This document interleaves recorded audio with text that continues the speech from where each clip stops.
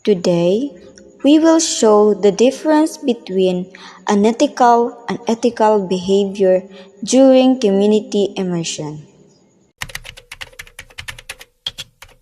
Pagdali no, kilit na ta. Kailan na, wala ka dyan sila dito. Guys, picture na ta.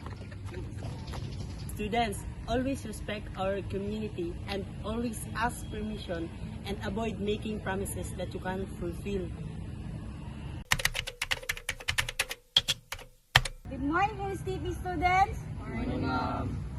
Natad diri karon para mag-iskuta sa atong upcoming community immersion, and unta na lang ko hangyo sa inyo mga dili mo manghatag mo og respeto sa inyo atuan nga community, and na siya atong ang assistant karon para hatag og parent consent, and ihatag niyo sa inyong parent ha, di niyo ni ilabay kay kinahanglanon kaayo ni para sa atong community immersion.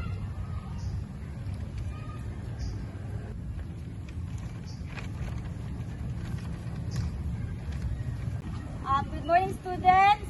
Karon na ato ang community immersion, and before ta moadto sa ato ang community immersion, kinahanglan ako nga kuhaon og balik ang inyong parent consent.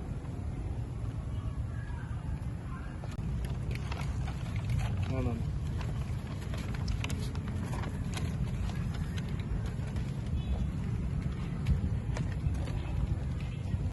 So Angela, ikaw ang mahimong leader ani nga grupo sa para sa ato ang community immersion.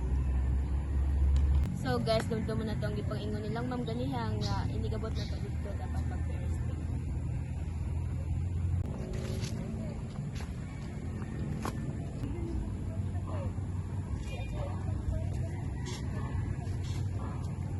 Good morning, Prof. We are the in-state student from DCM and we're going to conduct a community immersion there.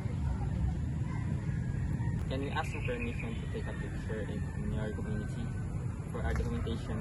Yes, it's okay. Thank you for asking.